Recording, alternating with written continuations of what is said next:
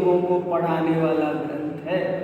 जो लोग खूब जानते हैं, पढ़ते हैं, साधना करते हैं, उनके लिए ये ग्रंथ है और बहुत अच्छे मन से लिखा गया है।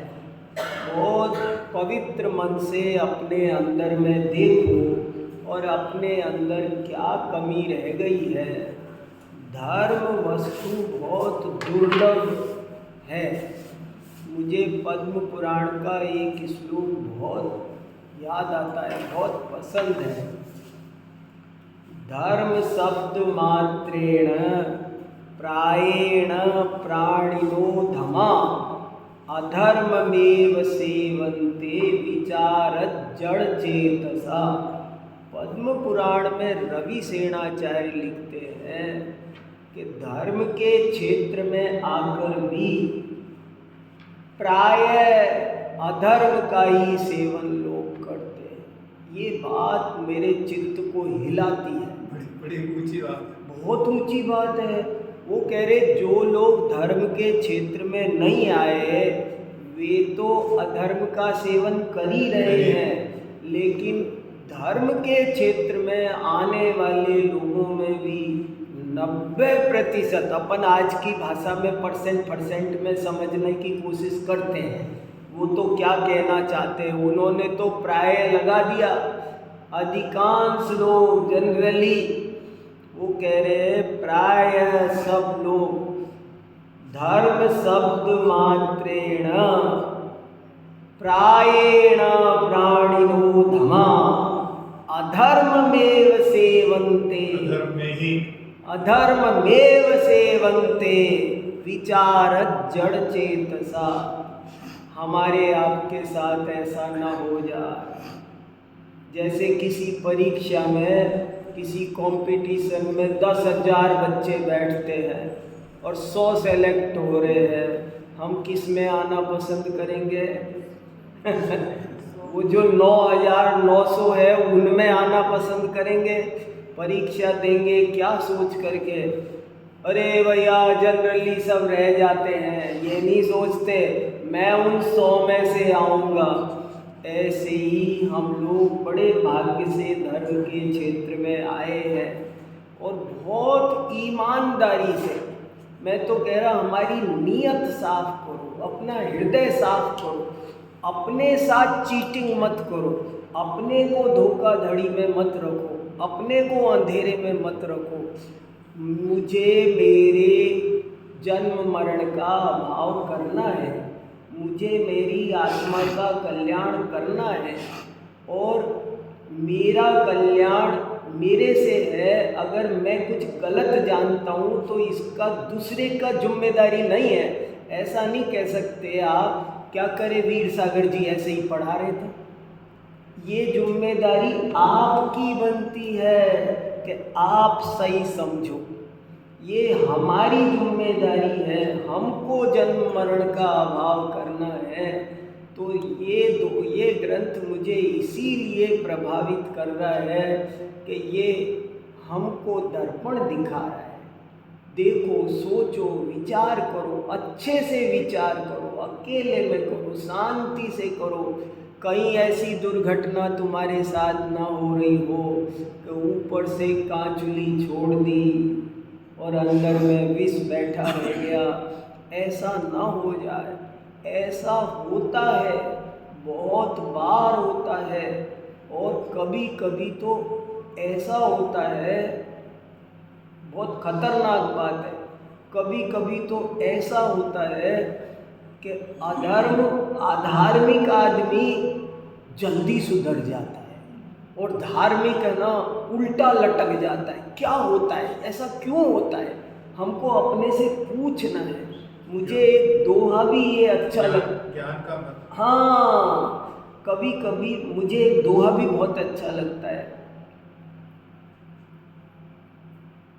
मन मैला तन उजला बुगले जैसा भेष, या से तो कौआ भला भीतर बाहर एक।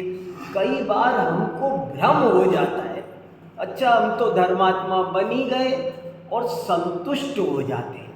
हम थोड़ी बहुत मंदिर की 2 क्रिया क्या कर ली, कोई थोड़ा सा 2-4 आचरण में कोई बात थोड़ी ले ली और हम सोचते ओ हमारा तो पक्का रिजर्वेशन है।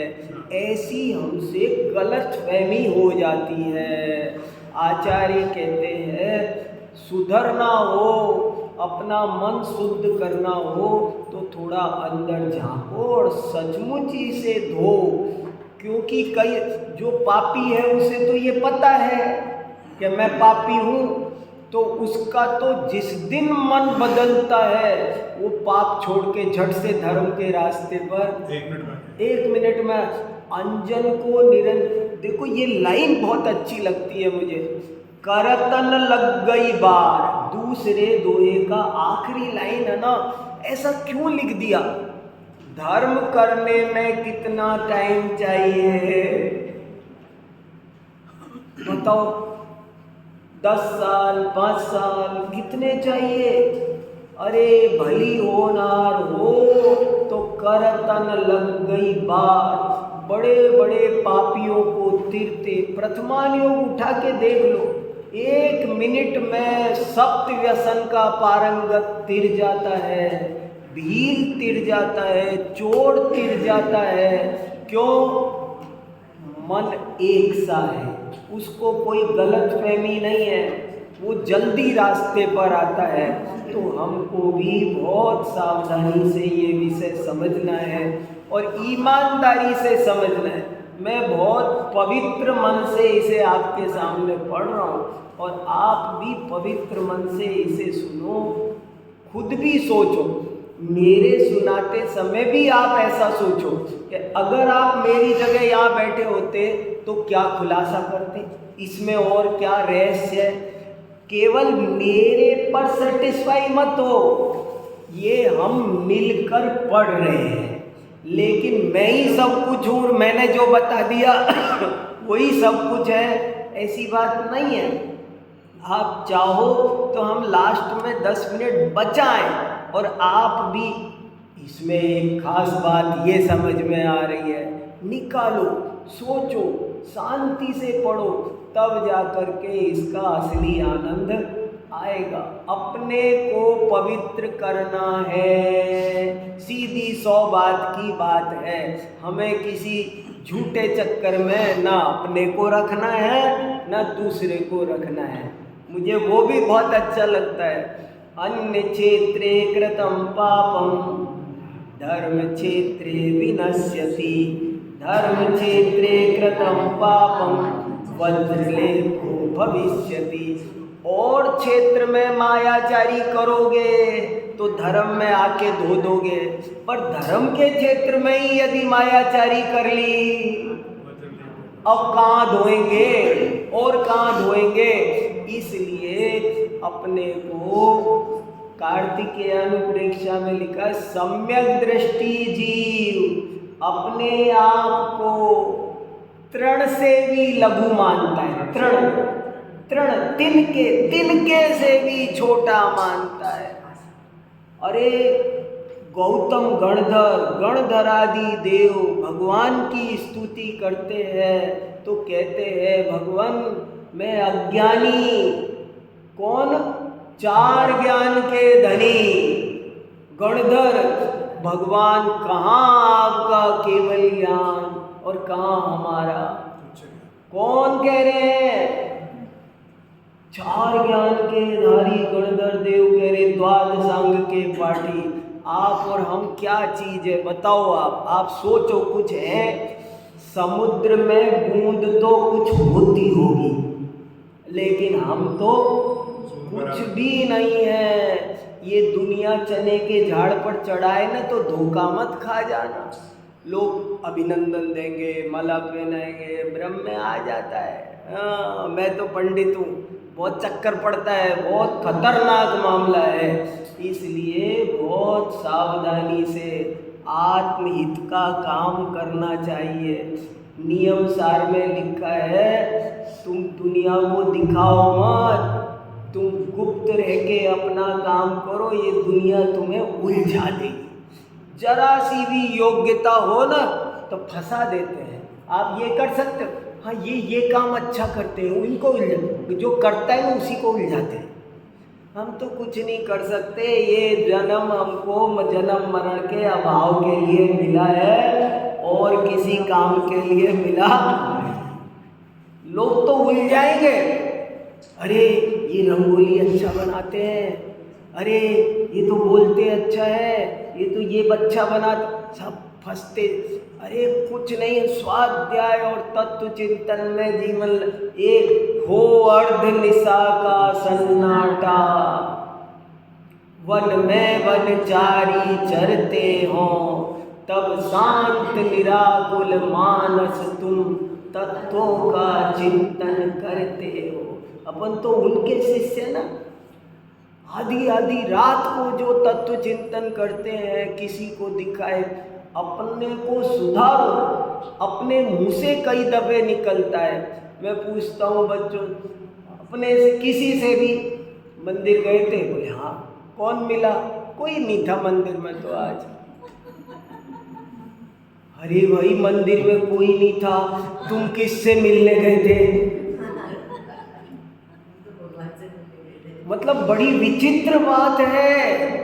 जिनको देखने गए थे वे वहाँ थे, लेकिन हमारी दृष्टि इतनी बहिर्मुखी हो रही है, हम इतने बहिरात्मा बने हुए हैं कि अंतरात्मा बनने का अवसर नहीं आ रहा है। और ये पाउंड दोहा हमें जैसे तैसे अंतरात्मा बनाने की कोशिश कर रहा है। ये कर रहा है कि हमारा मुंह मोड़ दे, बाहर से अंदर कर दे, ऐसी ताकत ये लगा रहा है।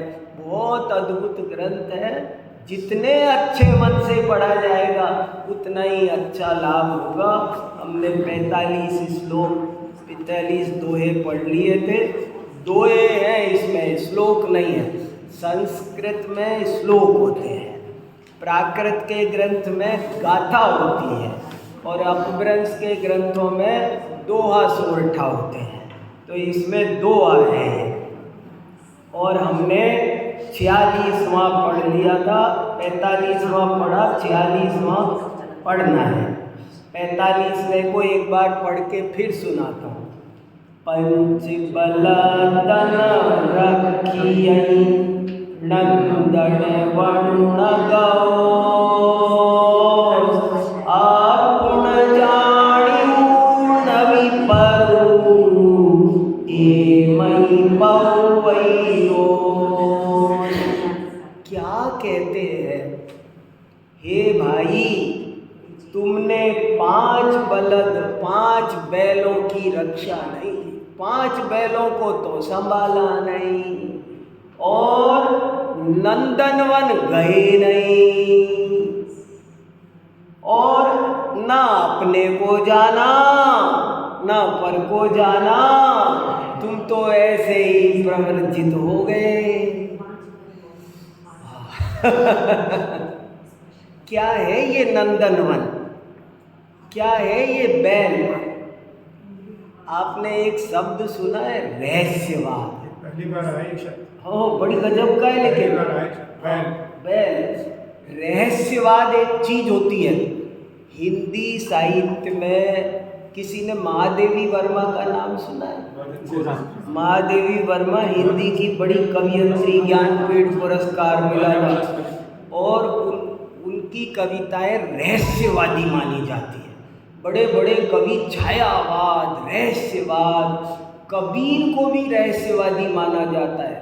मलिक मोहम्मद जायसी वो भी रहस्यवादी। हिंदी साहित्य में रहस्यवाद की एक मुख्य धारा चलती है। पर ये रहस्यवाद कहाँ से आया? तो बड़े बड़े रिसर्च करने वालों ने लिखा है, ये रहस्यवाद परमात्म प्रकाश, योगसार और पाउंड दोहा अपभ्रंश के ग्रंथों में से निकल के आया। सबसे पहले अपभ्रंश कहाँ है? कल लखनऊ में एक विद्वान ने भाषण दिया जैन साहित्य पर। उसने लिखा, संसार में हर विषय सबसे पहले जैन कवि लिखते हैं। संसार का पहला महाकाव्य जैन कवियों ने लिखा, बाद में महाकाव्यों की लाइन आई। इतनी गजब गजब की बातें हैं, पर जैनों को अपना वैभव पता नहीं है। बहुत मुश्किल है, ये सब बातें जाननी जरूरी है। तो ये दोहा भी रहस्यवादी है। ये दोहा क्या है? इस दोहे में रहस्यवाद भरा है। रहस्यवाद माने क्या? रहस्य माने छुपा हुआ। रहस्य का दूसरा नाम है गुप्तवाद, गूढ़वाद। चीजें छुपी रहती है। ये रहस्यवाद क्यों आया?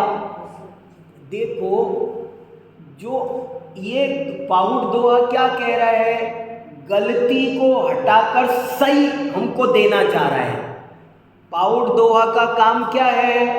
वो हमको गलती से बाहर निकाल कर सही दिखाना चाह रहा है। पर जो सही दिखाना चाह रहा है वो गूंगे का गुड़ है, वो कहने में नहीं आता। मुश्किल समझ में आई? मैं आपको गलत बात मिटाने को, छोड़ने को कह रहा हूँ और सही बात पकड़ने को कह रहा हूँ। अब सही बात कैसे पकड़ाऊँ? जो सच्चा, जो गलत धर्म है उसका निराकरण करना तो आसान है कि ये नहीं है, ये नहीं है, ये नहीं है। और सही धर्म क्या है ये कैसे बताऊं? सही धर्म क्या है कैसे बताऊं? क्योंकि सही धर्म तो गूंगे का गुड़ है, वो कहने में आता। वो जो आत्मा का अनुभव है, आत्मा का रसपान है, आत्मलीनता है, बस उसको कहने की जब जब कोई कवि आचार्य कोशिश करता है तो वो रहस्यवाद बन जाता है। अंदर की बात है, कुछ कह, अरे तुम नंदनवन तो गए नहीं। दुनिया में सबसे बढ़िया आनंद की, घूमने की जगह नंदनवन मानी जाती है कि भैया, तो क्या करे? आत्मा में इतना आनंद भरा पड़ा है कि वो उसको उपमा दे रहे हैं, अरे तुम नंदनवन तो गए नहीं। खेतों में बैल चरा करते थे, उन्हें बांध बांध के रखना पड़ता था।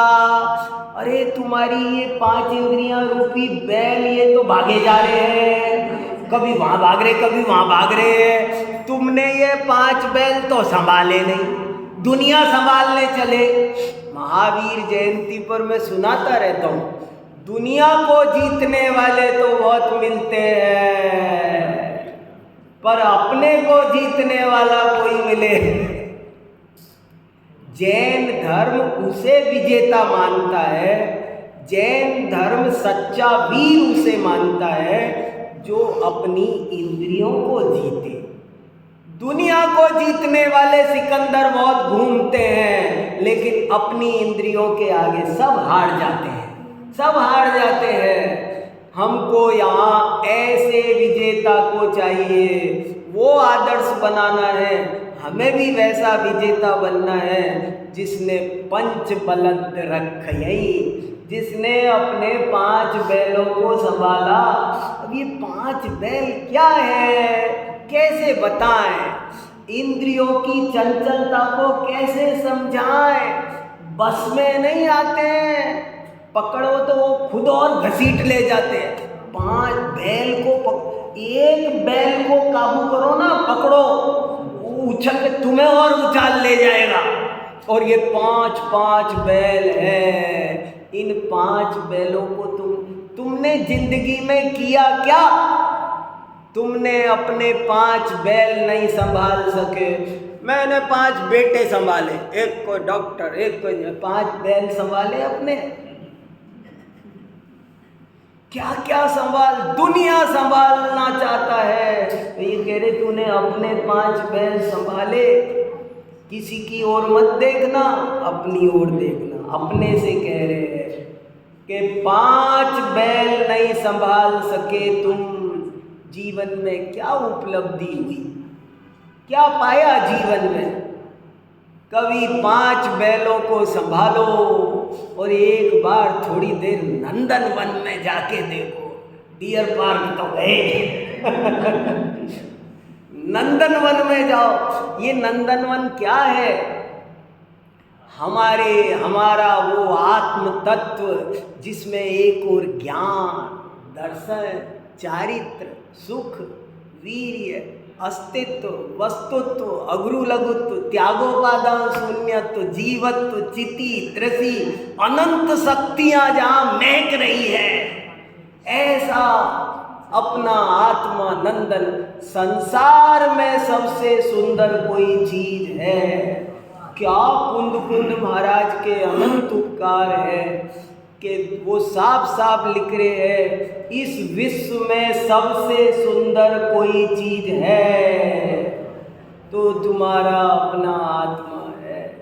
मुझे बचपन की ये पोइम भी बहुत अच्छी लगती है, गाता रहता हूँ मैं तो, आनंद लेता रहता हूँ। एक चिड़िया के बच्चे चार, घर से निकले पंख पसार, पूरब से पश्चिम को आए, उत्तर से दक्षिण को आए, घूम घाम कर घर को आए, माता को फिर वचन सुनाए, देख लिया हमने जग सारा, अपना घर है सबसे प्यारा।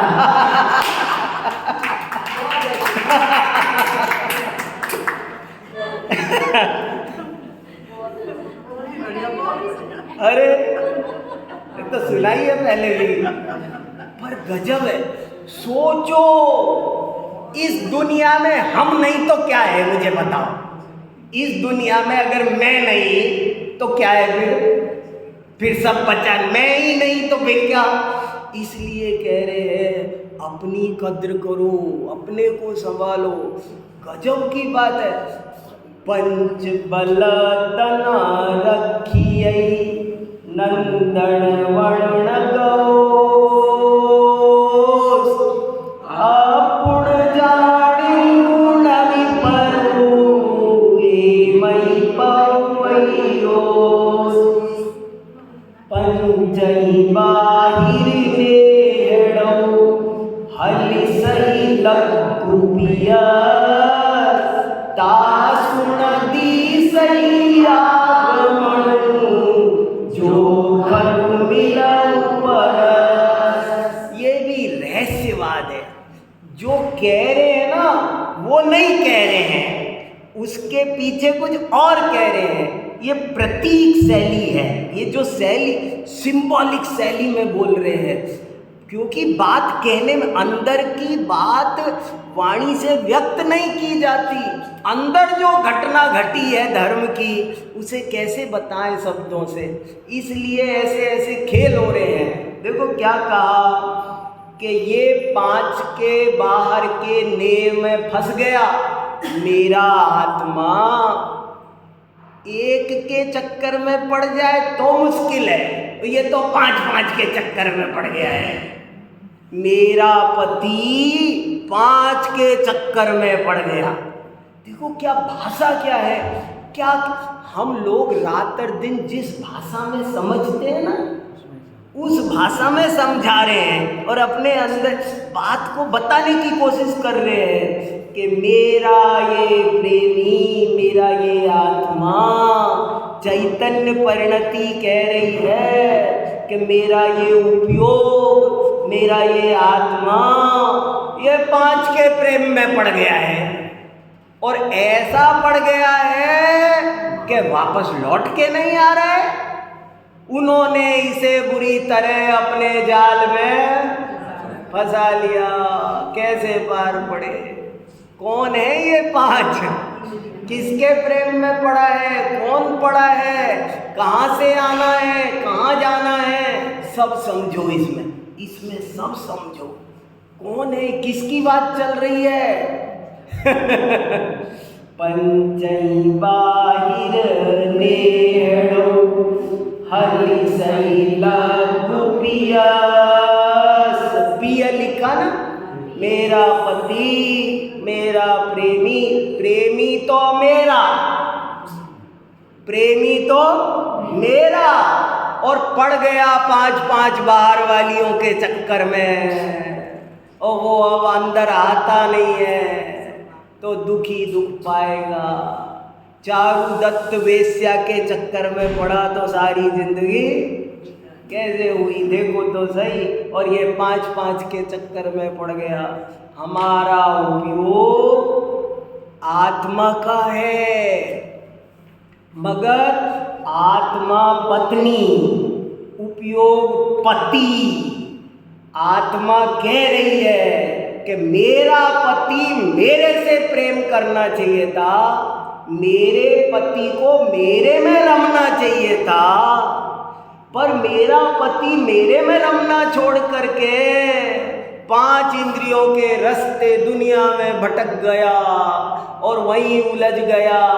और कितना समझाओ ये आता नहीं है।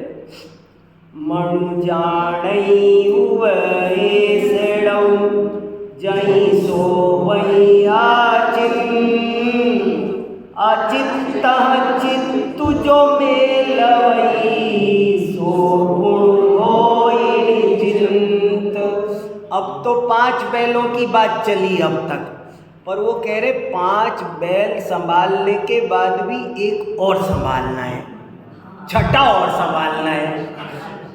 पहले 5 बैल संभालो, अब 5 बैल संभालने के बाद में एक छठा मन और है, उसको भी संभालना है। तो 47वें दोहे में मन को संभालने की शिक्षा दे रहे हैं कि मन जाणई, जानेगा समझेगा, उये सड़ऊ, ये उपदेश। मन जिनवाणी की इन बातों को तब समझेगा जब ये निश्चिंत होके सोएगा। जहीं सो वही अचिंतु। मन को बहुत चिंता लगी रहती है, मन डरता बहुत है, मन लोभी है, मन आशा के मारे पागल है। सोते भी कुछ ना मिले फिर भी कुछ मिलेगा, बस सारी जिंदगी लटकते रहता है। एक बूंद मिलेगी चाहे मिले ही नहीं, पर लटकता रहता है। बोले मन है सो ये जब तक मन निश्चिंत नहीं होगा, निश्चिंत होके सोना। सोना माने क्या? अब देखो इनके सबके मीनिंग समझने हैं। जरा सी लापरवाही हुई तो गलत भी समझ सकते हो। मन सोने का मतलब गलत भी हो, ये सब चीजों के मीनिंग बैड सेंस में भी कर सकते हो। मन सोने का मतलब आलसी बन जाओ, कॉमा में चले जाओ, बेहोश हो जाओ, वो मीनिंग नहीं है। मन जो सोचा विचारी करता रहता है, विकल्प करता रहता है। शेख चिल्ली की कहानी सुनी ना? एक आदमी लोभी था बहुत, सुना देता हूँ, पता होगी जिनको तो अच्छी बात है। बच्चे बैठे हैं, अपने रिवीजन हो रहा है, यही तो स्वाध्याय है, अपन तो स्वाध्याय कर रहे हैं। और ये किसी की कहानी नहीं है, ये हमारी कहानी है। एक आदमी बहुत कंजूस था, सब कुछ होते हुए भी उसे तो जोड़ के रखता था और मांग मांग के खाने की कोशिश करता था। कहीं कुछ मिले नहीं, पर पुराने ज़माने में छाछ फ्री मिल जाती थी, तो वो किसी के घर गया, थोड़ी छाछ पिला दो।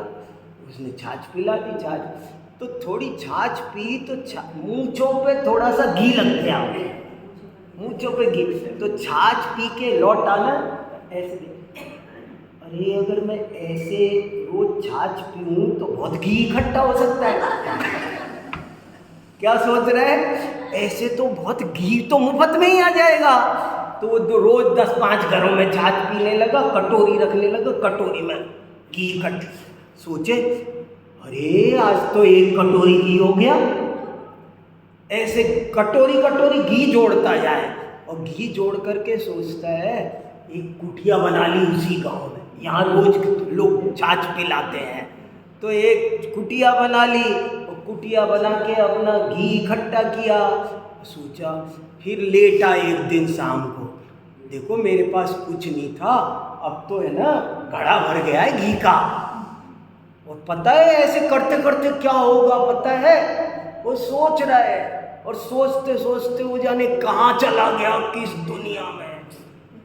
वो सोच रहा है मेरा बढ़िया पक्का घर बन गया इस घी से। तो इस घी से मैं धनाढ्य बन गया हूँ और मेरी शादी भी हो गई है, बहुत सुंदर पत्नी आ गई है, मेरे घर में गायें भैंसे बंध गई है और बहुत घी आने लगा है और मैं ऐसा हो गया, मैं वैसा हो गया।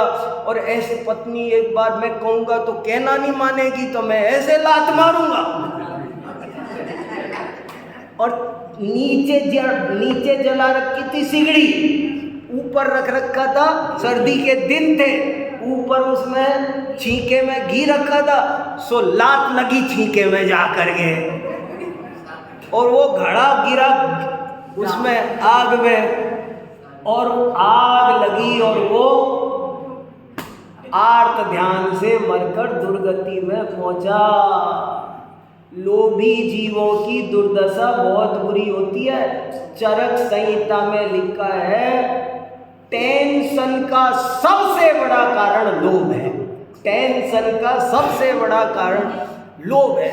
ये जीव चिंता करता रहता है, खाता नहीं, खिलाता नहीं, भोगता नहीं, दान में नहीं देता और आर्त रौद्र ध्यान करके परिग्रह में दुर्गति होती है इसकी। इसलिए बहुत मन शुद्धि का नाम धर्म है। मन की शुद्धि करते चलो। मनु जाने हुए सेड़ो जई सो वैराचिन अचित्त चित्तु जो मेलवई सो गुण होई जिन। बहुत बढ़िया दुआ है ये। मन तुम्हारा उपदेश, जिनवाणी का उपदेश तब मानेगा जब ये निश्चिंत होगा। अभी स्वीकार नहीं करता है, तुमको धोखा देता है, मान लिया, मानता करता नहीं है, ऊपर ऊपर से रहता है, अंदर से मानता नहीं है। क्यों? क्योंकि ये अंदर से क्लियर नहीं हुआ। कहते हैं ना, तुझे समझ में आई कि नहीं बात अच्छे से? ऐसे मन से पूछो कि तुझे बात क्लियर समझ में आई कि नहीं। जब ये मन समस्त अचेतन पदार्थों से अलग पड़ जाएगा तब जाकर ये निश्चिंत होगा, तब सोएगा। सोएगा माने मन पंछी मर जावे। एक भजन लिखा है बहुत अच्छा ध्यानत राय जी ने। जब निज आत्म अनुभव आवे रसनी रस हो जात ततच्छन अक्ष विषय नहीं भावे और मन पंछी मर जावे। ये मन पंछी है ना, ये मन पंछी ये मर जाना चाहिए। मर जाना चाहिए माने मन के विकल्प समाप्त होने। 5 इंद्रिय हमारी आत्मा का जो पति है, आत्मा हो गई पत्नी और उपयोग हो गया पति, और वो उपयोग 5 इंद्रिय और मन के दरवाजे से बाहर भागता है। वो बाहर ना भागे तो अपनी पत्नी आत्मा में ही रमण करे। इसका नाम धर्म है। देखो तो सही कैसे समझाया, कितने सरल ढंग से समझाया। लेकिन मन क्लियर होना चाहिए। मन को धोखा नहीं दिया जा सकता। आप सब कुछ कर सकते हो, लेकिन मन जब तक समझेगा नहीं ना। महाराज जी बहुत कहते थे, कई कहानियां सुनाते थे, मन से बड़ा इस दुनिया में मित्र नहीं है और मन से बड़ा इस दुनिया में शत्रु नहीं। पक्की बात है ये। अगर आपने इसे कन्विंस कर दिया, आप इसे कन्विंस कर दो, इसे समझा दो कि 5 इंद्रिय के विषयों में सुख नहीं है, इसे कन्विंस करो। ऐसे ऊपर ऊपर से नहीं, मैंने डायरी में लिख ली, मैंने कविता लिख दी है, मैं भाषण दे सकता हूँ, ऐसे नहीं। मन कन्विंस कर दिया क्या? अगर मन कन्विंस हो गया कि 5 इंद्रिय में सुख नहीं है तो वो नहीं जाएगा। और अगर आप वो कन्विंस नहीं हुआ तो आप कुछ भी करो, आप उसको जकड़ के बैठो, हाथ पे बांध के बैठो, जकड़ खूब बांधो बेड़ियों से, वो भाग जाएगा, वो भाग जाएगा, वो नहीं रुकने वाला। इसलिए मुझे ये भी दुआ देखो तो सही, मनुजान जैन धर्म बिल्कुल क्लियर है, विज्ञान है ये। मनुजाणई उवए सेडऊ जई सोवैया चिंतु अचित्त चित्तु जो मेलवई सो गुण होई निचिंत। यदि ये मन समस्त अचेतन से अलग पड़ जाए, इसको अचेतन अचेतन लगने लग जाए, तो ये आराम से तुम्हारी बात मानेगा, कहना मानेगा। मन कहना क्यों नहीं मानता है?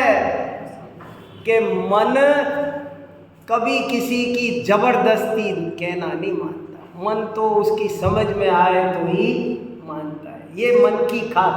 मन अपने साथ कपट नहीं करता। वो तो मन लगेगा तो लगेगा, नहीं लगेगा तो नहीं लगेगा। देखो 48वां वट्टड़िया लग यहाँ अगौ जोवंता कंटौ भगौ पाऊ जई भज्जौ दो सुनता। क्या कहना चाहते हैं? सोचो, अपन सबको सोचना है। ये कुछ कुछ कहना चाहते हैं, ये कुछ कुछ कहना चाहते हैं। कई बार बात बहुत क्लियर नहीं होती है, लेकिन कुछ कहना चाहते हैं गहरी बात। ये कह रहे हैं कि वट्टड़िया, वट्टड़िया माने रास्ता, वट्टड़िया माने पगडंडी रास्ता। जो बाट बाट देख रहे हैं, बाट बोलते हैं ना, बाट देख रहे हैं, बाट माने रास्ता। तो जो रास्ते पर चल रहे हैं, लगे हुए हैं, और अगौ जोवंता, और आगे देखकर चल रहे हैं, सावधानी से चल रहे हैं, और फिर भी कंटौ भगौ पाऊ, और फिर भी पाँव में कांटा चुभ जाए तो भज्जौ दो सुनता, तो उसका दोष नहीं है। अब ये क्या कह दिया? क्या बात चल रही थी? चिंतन का विषय दे दिया। हाँ, ये क्या बात चल रही थी? और ये कुछ थोड़ी सी लाइन से हटके बात आई क्या? विषय दे दिया। ये क्या कह रहे हैं? रास्ता क्या है, कांटे क्या है? हाँ, रास्ता क्या, कांटे क्या, कैसे चलना है, कैसे चलना है। और कुछ ये भी लगता है मुझे कि अरे तुम सच्चे धर्म पर चलने की कोशिश तो करो, ईमानदारी से तुम करो तो सही। बाद में करते करते भी नहीं हो पाए तो कुछ विचार करेंगे, लेकिन तुम तो पता है कि हम गलत है, तुम्हें तो पता है कि मुझे 5 इंद्री के विषय भोग अच्छे लग रहे हैं, और तुम जबरदस्ती अपने साथ में धोखा कर रहे हो। तुम कम से कम सही नियत से आगे तो आओ, नियत तो सही करो, कोशिश तो करो। कोशिश करने वाले की कभी तुम एक बार कोशिश तो करो, रास्ते पर तो आओ, बाद में कुछ कहेंगे। अरे दिक्कत तो ये हो रही है कि जानबूझकर अंध बने हैं, आंखन बांधी बांधी। हमने जानबूझ के, दौलत राम जी का भजन है ये, कैसे कैसे भजन लिखे पुराने। वो कह रहे जो व्यक्ति ईमानदारी से मार्ग पर चले और फिर कोई बाधा आए, विघ्न आए, तो ठीक है, उसका दोष नहीं है। अरे काल लब्धि नहीं आई, कर्म का उदय, तू सम्यक दर्शन की कोशिश तो कर, तू ईमानदारी से सम्यक दर्शन की कोशिश कर। और कोशिश करते करते भी कदाचित ना हो, थोड़ा समय लग रहा हो, तो वो एक अलग बात है। अभी तो तू कोशिश भी सही नहीं कर रहा है। मेलौ मोकल जई भाई तई जा, सीति महापुर पैसरऊ मागरी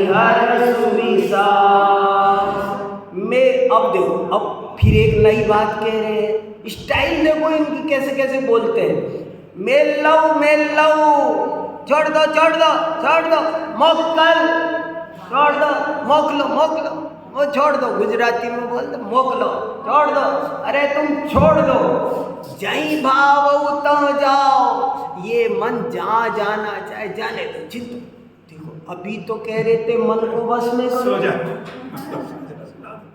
देखो कैसे जिनवाणी में बातें कैसी कैसी आती है, और हमको कैसे सावधानी से दोनों का बैलेंस बिठाना है। एक तरफ तो जिनवाणी कहेगी परिणाम संभालो, और दूसरी तरफ कहेगी तुम परिणामों की चिंता मत करो, तुम अपनी आत्मा में लीन हो जाओ, परिणाम अपने आप। अभी तो का मन संभालो, और अब कह रहे हैं कैसे संभाले मन को।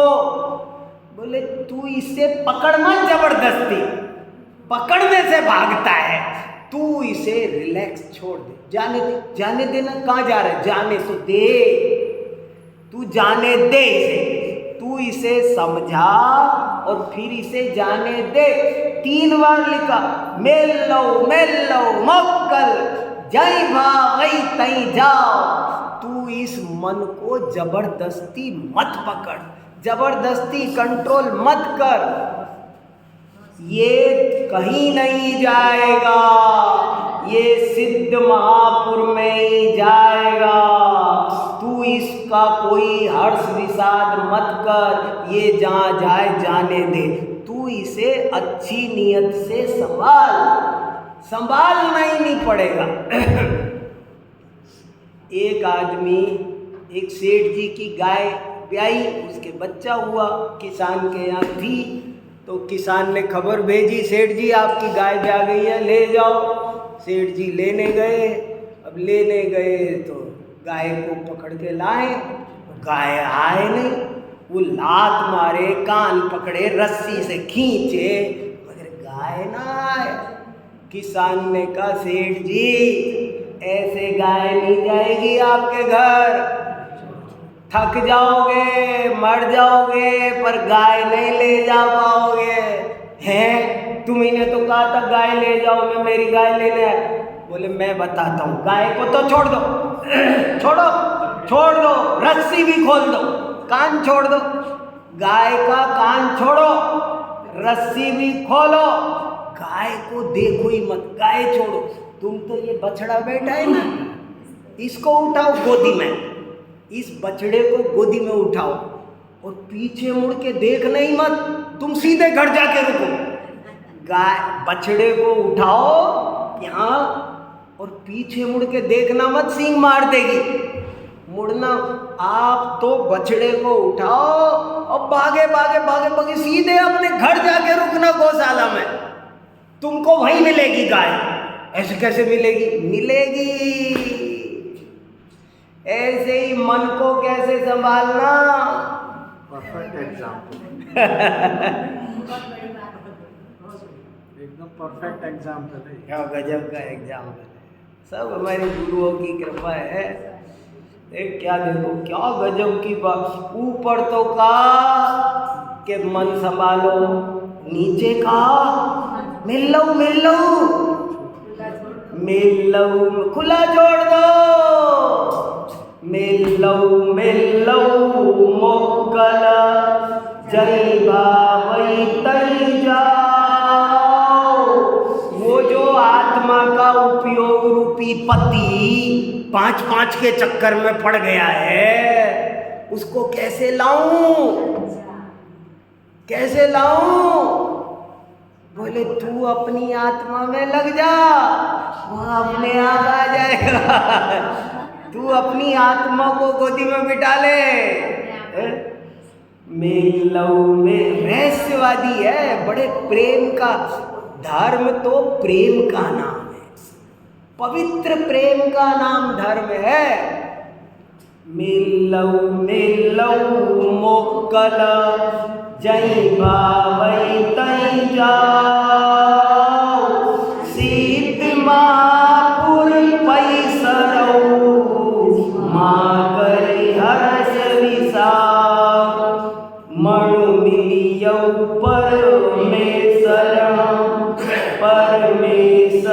विमणस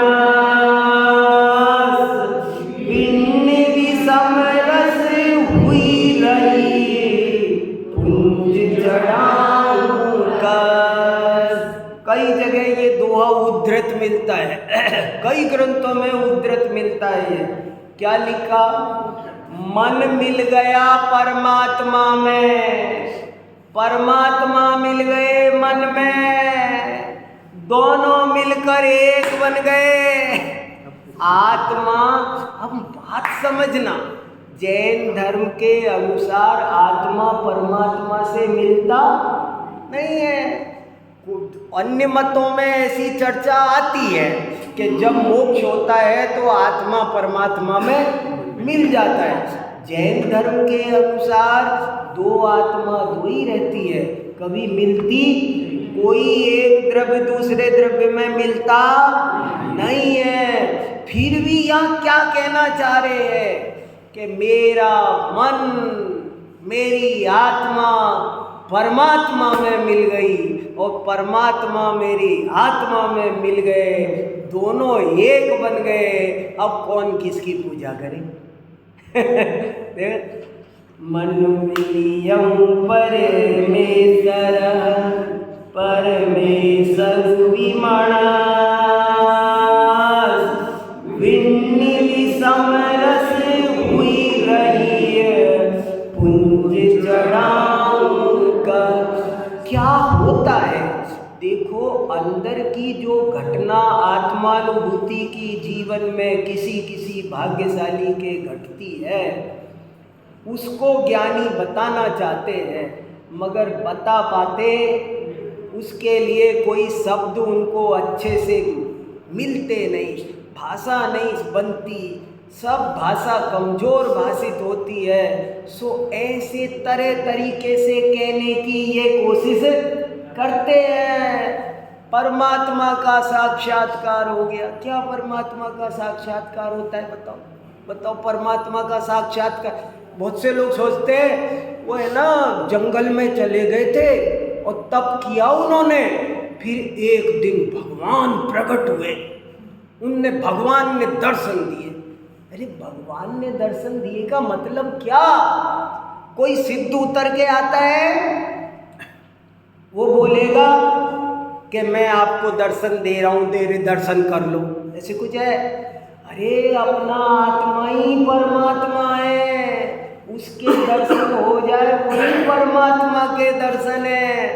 मन परमात्मामय, मन में अब कोई सांसारिक बात नहीं बची, मन के कोने कोने में परमात्मा भर गया। मन में अब कोई बात, मन में अब तक रोटी पानी कपड़े लत्ते पांच इंद्री के विषय भोग थे। अब क्या हुआ? मन पूरा खाली हो गया और उसके कोने कोने में तत्व चिंतन, भगवान की बात, सर्वज्ञता, वीतरागता की बात कूट कूट कर भर गई, तो मन में परमात्मा भर गया और परमात्मा में मन चला गया। दोनों ऐसे एक में हो गए कि अब पूज्य पूजक का व्यवहार उससे ऊपर उठ गया, उससे ऊपर उठ गया। ये पूजा की बुराई नहीं है, पूजा की महान महिमा है। अभी उस पर बोलेंगे तो वो न्यारा टॉपिक है, पर यहाँ क्या कहना चाह रहे हैं? छल ग्रेड नहीं करना, गड़बड़ हो जाए। हाँ, पूजा करने से क्या होता है, ऐसे ऐसे मीनिंग नहीं निकाल लेना। हाँ, लेकिन शास्त्र पढ़ते समय ऐसी भूल जनरली होती। अरे साहब, इसमें लिखा है क्या फायदा पूजा करने से, ये मतलब नहीं है। कितनी ऊंची बात, क्या बता, ये आत्मानुभूति की प्रक्रिया समझाई जा रही है। तो ऐसे ये बहुत अद्भुत चीज़ है। आप लोगों को कुछ कहना हो तो कहो, 2-5 मिनट आपके लिए छोड़ा है, आप लोग भी कुछ बोला करो। विद्यासागर महाराज ने हाँ, वो भी रहस्य, और क्या रहस्यवाद है, प्रतीक है, पूरा का पूरा प्रतीक ही प्रतीक है। मिट्टी के बहाने कितनी बातें कह दी है, प्रतीक पहले के जमाने में बहुत बातें प्रतीकों से कही जाती थी, सिंबल से। जो बात शब्दों की एक लिमिटेशन होती है, शब्द पूरी बात नहीं कह पाते। शब्द में और चित्र में क्या फर्क होता है? शब्द में और मूर्ति में क्या फर्क है? चित्र में और शब्द में क्या अंतर है? शब्द में तो देश में, विश्व में 2900 भाषाएं पाई जाती हैं। और अगर आपको जापान पे टोक्यो एयरपोर्ट पर पानी मांगना है ना, तो जापानी में बोलना पड़ेगा। बीजिंग में मांगोगे तो चाइनीज में बोलना पड़ेगा। और भारत में बोलोगे तो हिंदी में लेकिन आप सब जगह ये कह सकते हो, पानी मिल जाएगा। बीजिंग में भी मिल जाएगा, टोक्यो में भी मिल जाएगा। ये चित्र की महिमा है, चित्र की महिमा है। टोक्यो में अंग्रेजी भी नहीं चलती, हम परेशान हो गए, पानी चाहिए। हमने कहा अंग्रेजी नहीं होगा, नहीं जापानी में बोलो। मैंने कहा जापानी नहीं आती भाई हमको, तो ऐसे कहा हाँ पानी चाहिए। तो ऐसे है। पंचेंद्रिय जो है, हाँ। उसकी उपमा बैल से दी है। हाँ, हाथी से क्यों? हाथी से भी दी है। पंचेंद्रियों को अलग अलग उपमा दी है। मन मतंग विचरत, भूदरदास जी ने मन को हाथी की उपमा दी है, कहीं पर मन को ऊंटों की उपमा दी है। ऐसे तरह तरह से दी है, उसमें कोई दिक्कत नहीं है। कहने का अभिप्राय इतना सही है कि ये चंचल है, बलिष्ठ है, और सावधानी से नहीं संभाला तो ये तुमको भी घसीट करके ले जाएगी, कहीं गड्ढे में गिरा देगी। ये कहने का मतलब है। एक विद्वान ने हाँ। लिखा है कि 5 हाथियों का वजन हाँ। उस हाथी ने उठा रखा। हाँ उनका कहना था 5 महाव्रतों को धारण कर रखा। हाँ, ये बात भी सही। हाँ अरे ये बहुत सारे बाद में हिंदी साहित्य में बहुत रहस्यवाद आया। कबीर ने एक दोहा लिखा, एक अचंबा ऐसा देखा, जल में लग गई लाय, पानी पानी जल गया, मछली हो गई राख। अब कौन मछली है, कौन पानी है? ऐसी कौन सी आग है जो पानी को जला देती है? मगर है ये जो अंदर में धर्म प्रकट होता है, शुद्ध धर्म जो अंदर में प्रकट होता है, जो साध्य है, ये सब साधन है।